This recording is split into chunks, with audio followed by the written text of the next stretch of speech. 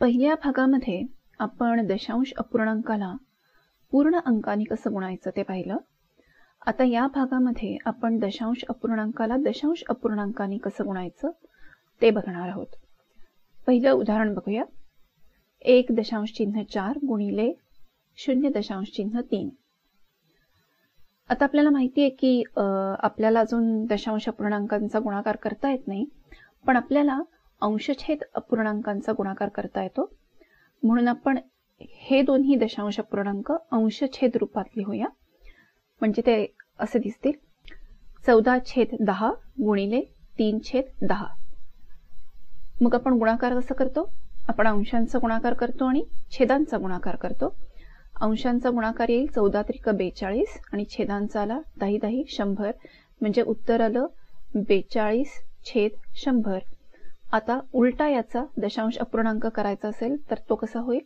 0.42 म्हणजेच 42%. आता दरवेळेला आपल्याला दशांश अपूर्णांकाचं अंशछेद अपूर्णांकामध्ये रूपांतर करून गुणाकार करायची गरज नाही. त्यापेक्षा आपण कसं करू शकतो? तर आपण अशा 2 पायऱ्या वापरायच्या. पहिल्या पायरीमध्ये दशांश चिन्ह आहे हे विसरून जायचं आणि 2 संख्यांचा गुणाकार करायचा नेहमीसारखा. म्हणजे काय होईल? म्हणजे आपण 14×3 असं करणार आणि 14×42 असं लिहिणार. आणि मग दुसऱ्या पायरीमध्ये आपण दशांश चिन्ह द्यायचं. आता हे दशांश चिन्ह आपण कसं देणार? तर ज्या 2 संख्यांचा आपण गुणाकार केला त्यांना गुण्य आणि गुणक म्हणतात. पण आपल्याला अवघड भाषेत जायचं नसेल तर जायची काही गरज नाहीये. आपण एवढंच म्हणूया की आपण ज्या 2 संख्या गुणल्या त्या दोन्ही संख्यांची दशांश स्थळं मोजायची. मग या इथे आपल्या दोन्ही संख्यांमध्ये एक एक दशांश स्थळ आहे. 1.4 आणि 0.3. इथे दोन्हीकडे एक एक दशांश स्थळ आहे. म्हणजेच दशांश चिन्हानंतर एक एक आकडा आहे. अशा वेळेला आपण ह्या दोन्ही संख्यांची जी दशांश स्थळं आहेत त्या दोन्हीची मिळून म्हणजे इकडे एक आणि इकडे एक म्हणजे एकूण झाले 2. जेवढी दशांश स्थळं आहेत तेवढी दशांश स्थळं उत्तरामध्ये येतील असं बघायचं. म्हणजे आपलं जे उत्तर 42 आहे तिथे 2 दशांश स्थळं आली पाहिजेत. म्हणजे उजवीकडून निघाल्यावर 2 सोडायचा, 4ही सोडायचा आणि मग दशांश चिन्ह लिहायचं. म्हणून उत्तर आलं 0.42. आता आपण हे नियम शिकलेलो आहोत. पण समजा आपल्याला असं बघायचं असेल की असं करून माझा गुणाकार का बरोबर येतोय किंवा आपण असं का केलं, तर आपण असा थोडासा विचार करूया की आपण जेव्हा असं म्हणालो की दशांश चिन्ह आहे ते आपण विसरून जायचं. म्हणजेच आपण वेगळ्या भाषेत काय केलं की दशांश चिन्ह आपण उजवीकडे सरकवलं. म्हणजे बघा, मी 1.4 चं दशांश चिन्ह उजवीकडे सरकवलं तर ते दिसेल 14 आणि 0.3 चं दशांश चिन्ह उजवीकडे सरकवलं तर तो आकडा झाला 3. आणि मग मी आता जेव्हा गुणाकार करीन तर मी 2दा उजवीकडे सरकवलंय. म्हणजे माझं उत्तर आल्यानंतर मी आता ते 2दा डावीकडे सरकवायला पाहिजे. मग माझा गुणाकार आहे 42.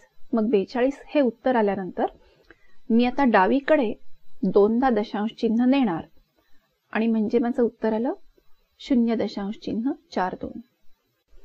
आता आपण काही उदाहरणं सोडवूया हे दोन्ही नियम वापरून. पहिलं उदाहरण आहे 5.32 किंवा 5.32 गुणिले 1.2 किंवा 1.2. मग पहिली पायरी काय आहे की आपण दशांश चिन्ह विसरणार आहोत. मी गुणाकार करणार आहोत. 532 गुणिले 12. 12×2 24. खाली 4 लिहिले, 2 हातचा आला. 12×3 36. 36 अधिक 2 38. खाली 8 लिहिले, 3 हातचा आला. 12×5 60 अधिक 3 63. म्हणजे उत्तर आलेलं आहे 6384. आता या उत्तरामध्ये या गुणाकारामध्ये दशांश चिन्ह द्यायचंय. आपला जो पहिला आकडा होता त्याच्यामध्ये 2 दशांश स्थळ आहेत. दुसऱ्या आकड्यामध्ये 1 दशांश स्थळ आहे. मग 2 अधिक 1 बरोबर आपली 3 दशांश स्थळं उत्तरामध्ये आली पाहिजेत. मग उजवीकडून निघाल्यानंतर आपण 3 आकडे सोडणार आहोत, 4, 8 आणि 3, आणि मग दशांश चिन्ह लिहिणार आहोत.